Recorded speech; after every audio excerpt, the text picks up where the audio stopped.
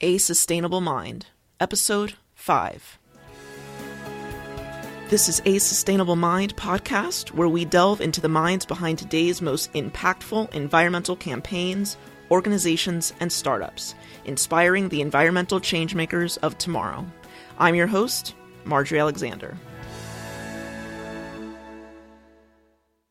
Today I'm excited to welcome to the show young environmental changemaker and community activist Denzel Thompson. I've actually been really excited about this interview for quite some time because it is not every day that such a young person gets recognized on a national level for the work that they're doing in their local community. In the case of Denzel, he had the idea to create urban farms in empty lots in his own community of North Philadelphia. He received the Nickelodeon Halo Award, which is given to 5 ordinary teens who are doing extraordinary work by helping and leading others. And now at the age of 20, Denzel continues to give back through urban farm management and volunteering with other local organizations. Welcome to the show, Denzel. How are you? Hello, I'm alright. How about yourself? I'm great, thanks. So I wanted you to give a little bit of an introduction to who you are, what you do, and where you come from. First of all, my name is Denzel Austin Thompson. That's my full name. I'm 20 years old. I'm currently trying to finish school, and I not only do school, but I also go around. I still give back to the community. I still do my farming, even in my backyard, and I also participate in various amounts of volunteering that needs help all over the city, like such as, animal shelters and different schools who also are involved with gardening. So I just here and there move around and give advice as well. Tell us a little bit about your childhood and how you grew up, because what I'm finding is that a lot of people who are involved in environmental nonprofits and volunteer work were introduced to nature early on growing up, but that's not always the case for everybody. So what was it like when you were a child?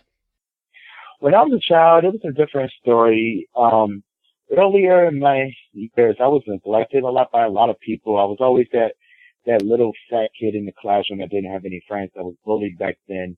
And when I came home, it kind of felt like the same way at home. So I wasn't really connected with my family as much. But then over the years, it got kind of worse and I suffered from a depression. And I did have a nervous breakdown in school once. So after that, I had to leave school for about a month or two to gather myself together. Then I actually came back in a matter of 8th grade. I actually graduated from 8th grade. So I started getting myself back together more. And back then, when it came to like sustainable environmental stuff, it wasn't really on my consciousness that much. I was still thinking about it, but not as heavy. So later on, I went to different programs. I ran to this one program called the Village of Arts and Humanities, and they had a Greenworks program there. So I decided to do that, and it not only caught my interest, but it also became a passion at that moment. I looked at this, I'm like, this is awesome. I wonder what it looks like everywhere. Yeah, absolutely. In those difficult times you were mentioning in high school, you had issues with bullying and depression. Is there any mantra or somebody that you really look up to that when you have those down moments, you can look at them or think of them and it keeps you kind of on track moving forward? Oh, yes. I sometimes look at the past heroes that's fallen for us. And also my older brother, he actually was been there for me a lot. Even though he was a little bit on the rough side, me and him had button heads. He still looked out for me always. He always told me to keep on going. He's the hustler of the family, but he's also the main man of the family. He became more of a father figure than a brother, both. And I also have this one quote in my head. It says, why wait for a hero when you could turn into the hero at that moment? So be the hero of today and not tomorrow. Absolutely. And I think that you have actually been that for lots of young people over the last couple of years. And I remember reading an article, I think, that you did some work down in Louisiana. Was that kind of a light bulb moment for you? Yes, it was actually when it came down to Louisiana, that was actually the light bulb moment that actually bust. I was down there, Louisiana, and the part I stayed in Louisiana was New Orleans, so the Hurricane Katrina incident. When I was down there, I compared Louisiana, New Orleans, to Philadelphia, PA. I'm like, these two suffer from the same consequences, So I was like, maybe what we're doing down here to help rebuild could also affect the way up here. me and the group I used to be with apparently is a whole different story with them now. If you want to ask questions about it, you can. To me, I was like, maybe down here it could also affect up here as well. So all the knowledge I gained from down there, I'll affect up here, because when I was in New Orleans, it struck me. Like, that's why I cried, because it's, after all these years, it's still the same way. Like, houses torn apart, it's basically a giant swamp, but the community came down together. No matter if it was gang wars or whatever, they came together and started rebuilding themselves by building schools and actually building farmers markets so they could sell to the community, it was crazy. Like, it really was. It's so speechless. I can't even find the right word for it. How old were you when you were down there volunteering? When I was down there volunteering, I was 15. And how did you get involved? Was it through a specific organization, or was it with your school in Philadelphia?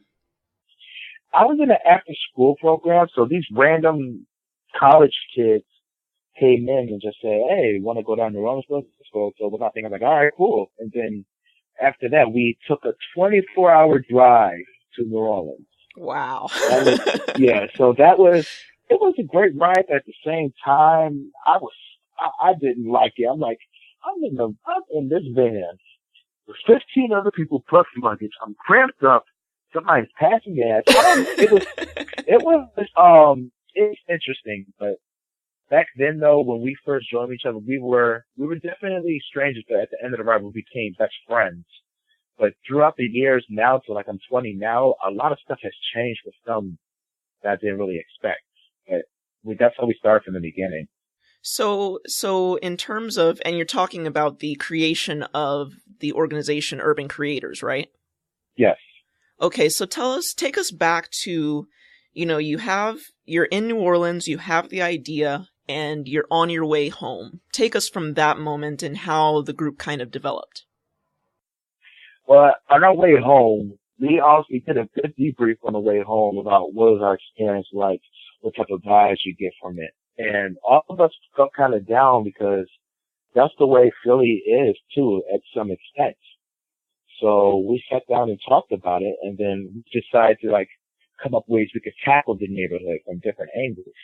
But we also have to think more careful too, because we don't want to take on too much as we should. Like, to start off small, hit little by little, hit the areas that need it the most, and then work our ways up. So as soon as the ride is over, we met up a week after, and we started talking about what should this mission be about, which was about to empower, enrich, and educate the community and teach them how to be more self-sustainable. And when we sat down and talked about that, it was a mix. It was very diverse. It was a mix of college students and high school students and a couple people from around the neighborhood, which was the ultimate way to tackle the neighborhood. I mean, it's good to have people from outside the neighborhood to come through and help, but they can't do it themselves, because what I notice is when people from the neighborhood, who not from the neighborhood, that comes in, they'll start something then leave. Mm-hmm. It means a whole lot more difference and more of an impact if it's a mix of some people from outside the neighborhood, but a majority of them from that neighborhood. That means a whole lot more. Okay, there's hope for our neighborhood. Right. So you were able to bring in not only people that you went down to New Orleans with, but bring in people from the local community. Yes. It was a good amount of people from the community. We not only had elders, we also had kids, high schools from all around Philly, such as some parts of, I believe, definitely North Philly. I believe some from West Philly. We also had different colleges come through as well. So in all of that, what relationships did you form that you feel like were the most helpful in kind of bringing Urban Creators to what it was at its peak? When it was at its peak, it was like a family bond. Like I said, I didn't like the way it had changed later on. I mean, I think, I don't want to spend too much time kind of dwelling on the negatives of it, but if you want to talk a little bit about how group dynamics change, because, successes are not always like the reality. A lot of organizations, they have success, but then there's a turn in the road and, things crumble or people run out of money or team dynamics change. So I also want to talk about, what happens when things change and how you deal with that. Sure. I'm not going to talk too much of that negative, like you said, which I appreciate that. The only one thing I would say is just that once money and publicity came into the picture, that's when it started to go downhill a little bit. Where was the money coming from? So you received a lot of publicity. I know that Roots did an article. There were some local news stations that had you on. Where were you finding that a lot of the funding was coming from? Was it coming from outside of Philadelphia, or was it coming from, your local community? Oh, so far when it came to like the donations and stuff, the good majority was coming from like within the community, mm-hmm. and then some stuff was coming from like different organizations that supplies grants for only like organizations. And there's also one time it came from like outside of Pennsylvania. So did you have really a plan? I mean, sometimes these things happen really fast, and I think that one of the challenges people face is when they don't necessarily have a plan for how the money is going to be spent. It kind of becomes an issue because then, everybody's got like dollar signs in their eyes, and not that they're greedy, but everybody kind of has a different idea of what they want to see happen. So why do you think things kind of started to fall apart, and what do you think you might have been able to do differently to change that? To me, what I thought was falling apart, and it kind of really slapped me in the face, was once the publicity came through for us, like, I know I was getting the majority of the publicity, but I was still humble about it. Like, I wasn't all hot-headed and everything. And then once the money came through, I was like, okay, cool. This money could be used for the project and cycle back to the community, and then back to the project and back to the community. So it's like when we receive, we give as well. Mm-hmm. So it's like once that came through, it started to change. And the one thing that would change about it is that I would change the aspects of the way the organization had thought at that moment. Mm-hmm. Like, always stick to the mission and don't change when there's a good amount of publicity coming towards you. Like, no matter what circumstance, whether it's good or bad, always stick to the mission and not let those material things get in the way of the vision. Right. If you let that get in your vision, it's going to change you drastically, which happened. And that's like advice for everybody. Like, I don't want something that like get in your vision and makes you and that thought in your head that, okay, should I switch up? No, just keep the way you have it going and stay humble and stick to your vision. That's the only way I think you could really prevail at the end of the day. How do you feel like this experience, and I mean, this is, something that people who are, 30, 40, 50 years old maybe never experience. So this is actually quite a lot for, someone who is a teenager at the time to go through. And then on the other end of that, what do you look back and feel like you've learned that's going to change the trajectory of your life moving forward? I look back at it now and I say, like, it's a great experience. Overall, it's a great experience.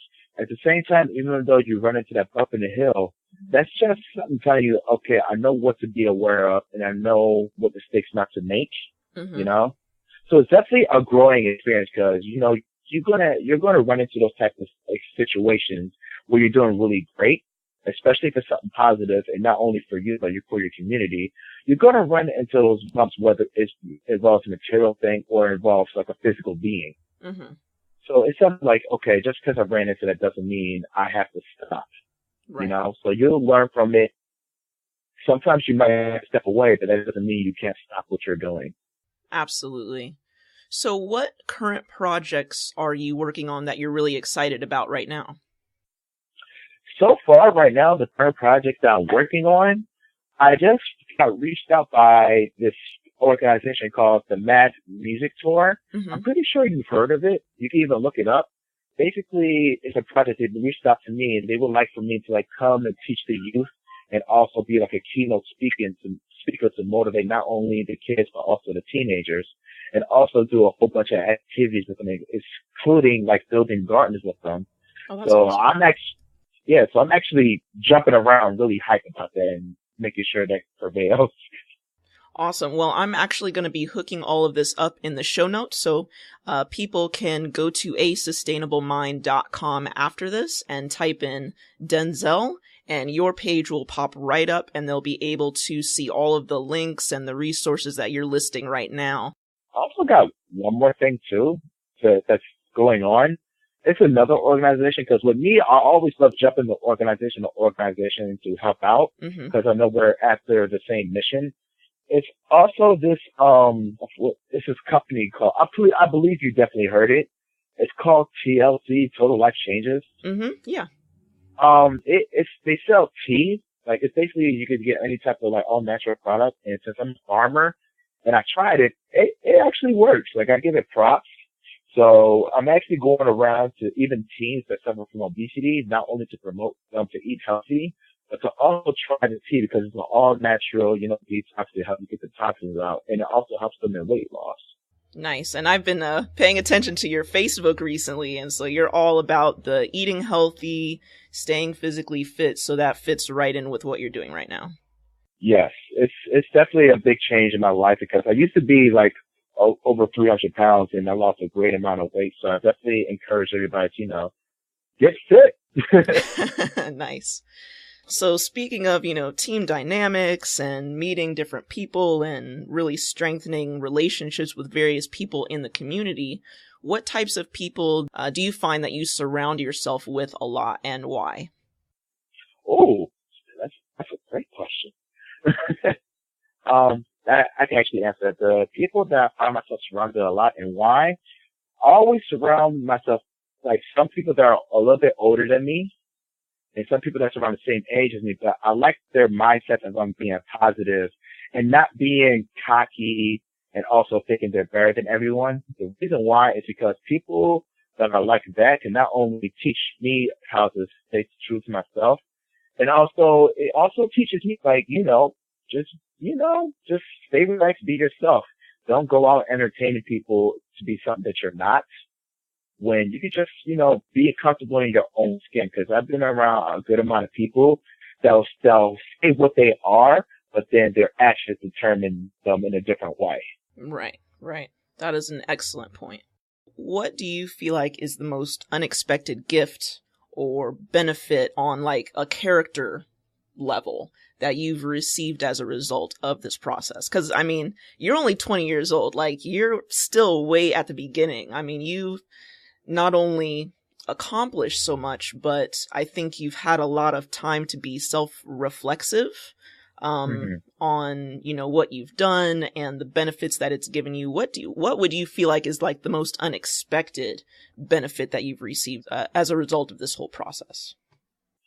Well, the result of this whole process that I've received, that I heard so many people come to me saying that you're too nice and you're way humble, which is great for me, because those are two types of characteristics that I have I do not want to change, because that's how I got to where I am now. It's like, because as a child, you already know I was depressed, but I'm glad that I'm happy, because it's the happiest I've ever been. And I want to show people that even though you're down in the funk, you can bring yourself back out of it. You're strong enough to bring yourself out of it, Absolutely. So never put limits on yourself, knowing that you can do a whole lot more than you can imagine. Right. And to go along with that, actually, I, as a teenager, as many teenagers do, had issues with depression myself. And, from the age of maybe 14 or 15 years old, I knew this intellectually, even though I didn't necessarily believe it in myself. But I always told myself, I'm never going to let who I think that I am get in the way of who I can become.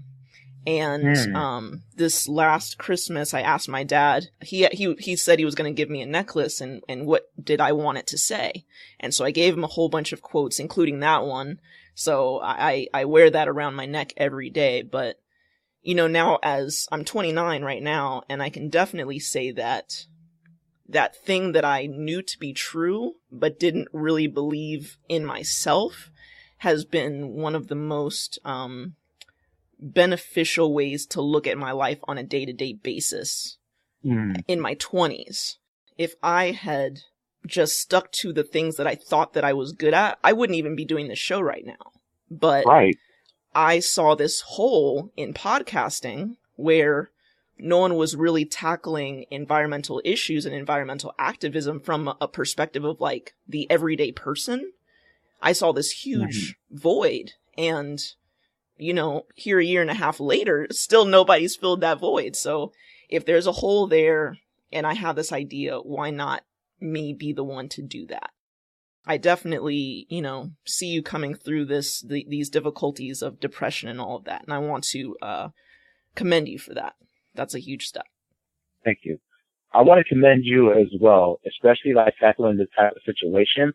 There's not too many people, like it's rare. There's not too many people that's tackling this type of situation. So I appreciate you attacking this type of topic just because, not only because it's something you love doing, but it's also something that should be tackled. That everybody don't think it's that serious, but it actually is. Yeah, absolutely. And so when you tell people about your experiences and kind of what you do, are they ever surprised? Like, young guy from Philly, and he's an urban farm manager. Like, does that surprise people? It actually surprises a good amount of people. It does surprise people. Sometimes they'd be like, oh, I thought you like work at like, you know, some cool underground lab. I heard that from a kid once and I laughed so hard, but it actually surprises a lot of people. So you're in school right now, you said, right? Yes. What are you majoring in? Right now, I'm trying to major in agriculture and also probably take some in art because I love graphic design and I like to sketch a lot. So that's definitely an interest. So I'm going to move along to what I like to call the lightning round. And This is, don't worry, it's easy stuff. So this is where I ask a series of questions and you can just rapid fire back with like short 30 to 60 second answers. Oh, that sounds fun. Okay, so was there anything that was holding you back? And we talked a little bit about the process of, you know, when you were 15 and you were in New Orleans and coming back home. But was there anything that was kind of holding you back or making you hesitate for continuing along this journey? The only thing that was holding me back was the fear of everybody looking over it instead of taking action. Wow. What is the best advice you've ever received? The best advice that I've ever received is to keep on going, do not look back, and help those as many as you can, because the more you do good, the more good they'll come back to you. What is one of your long-standing habits that you believe has drastically improved your life? Oh, that's a good one. The way that I'm hands-on and taking in any type of knowledge, whether it comes to gardening, all the way when it comes to farming, I'm always hands-on on anything because I know those skills will definitely help me benefit one day. And what is one new habit that you're cultivating in your life right now? Oh my goodness, that's such a challenging question. Sorry. One habit that I am actually bringing into my life right now is, oh wait, what is that called? I totally forgot what it's called. It's a different way of building, except you use all natural resources such as mud, dirt, glass. I'm actually trying to like get into that earth more. Ships? There we go, earth ships. Okay, that's what I meant. Very cool. So are you taking any classes for that, or who are you doing that with? Right now, I'm getting advice from a friend on how to do it. I'm actually looking for certain classes so I can take it in. Nice. Okay, well, if you thought that those questions were interesting, you're going to love this next one, so prepare yourself. Okay. So what is one purchase that you've made in the last 6 months for under $100 that has greatly impacted your life? Ooh. It could be anything? Anything. Any purchase. Okay. I can't think of anything that big, so I would have to say a miniature greenhouse that could fit my backyard. Wow. Okay. And that was under $100? Yes, it actually was. I'm sure a lot of people would be interested in seeing, you know, some of the products that are out there that are available for, you know, miniature greenhouses in your backyard that are really inexpensive. Oh, yes. I wouldn't mind sending you the link and everything and also pictures. Okay, cool. This is kind of an odd question because like I said, you're only 20 years old, but if your younger self had access to a time machine, what would he ask or say to you? Wow. That is awesome. That is an awesome question. All right. What I think my previous session will have, of course, is